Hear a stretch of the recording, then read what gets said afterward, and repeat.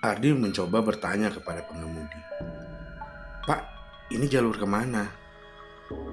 Namun, pengemudi hanya diam. Tidak ada jawaban. Ardi menoleh ke penumpang yang duduk di depannya. Tetapi, pria parubaya itu menatap lurus ke depan tanpa berkedip. Sedangkan wanita muda di sampingnya, dengan wajah pucat dan penuh kecemasan, akhirnya membuka mulut. "Kita tidak akan pernah keluar dari sini," katanya dengan suara pelan, namun penuh ketakutan. Ardi merasa seluruh tubuhnya kaku. "Apa maksudmu?" Semakin merasa terjebak. Dan wanita itu menatapnya tajam. "Setiap kali ada yang naik angkot ini, mereka tidak akan pernah sampai tujuan, Kak. Mereka hanya bisa duduk di sini, dan perjalanan tidak akan pernah berakhir." Mendengar jawaban dari wanita itu, seketika tubuhnya merasa lemas dan merasa sekujur tubuhnya diliputi hawa dingin. Ardi mulai merasakan udara di dalam angkot semakin berat, semakin sesak.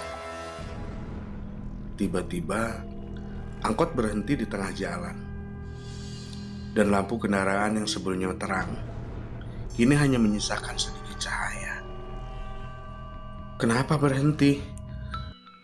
Ardi merasa semakin ketakutan.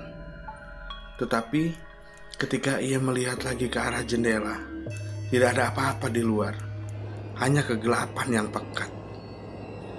Lalu pria parubaya yang duduk di depannya akhirnya berbicara. Suaranya terdengar seperti berbisik di telinga Ardi. "Jika kamu ingin keluar, kamu harus menemui mereka." "Mereka? Mereka siapa?" Ardi merasa darahnya membeku. Sesaat kemudian, suara langkah kaki berat terdengar dari luar angkot. Langkah itu semakin mendekat, dan bayangan tinggi mulai muncul di balik kaca jendela. Ardi bisa melihat jelas matanya yang menyala merah menatap tajam ke arahnya. Ketika Ardi mencoba beranjak, wanita itu mencegah Ardi. "Duduk saja, Kak. Tidak ada jalan keluar." Suaranya terdengar semakin jauh. Ketika akhirnya angkot itu bergerak lagi, Ardi merasa dirinya tidak lagi berada di dunia yang sama. Perjalanan ini ternyata perjalanan menuju dimensi lain.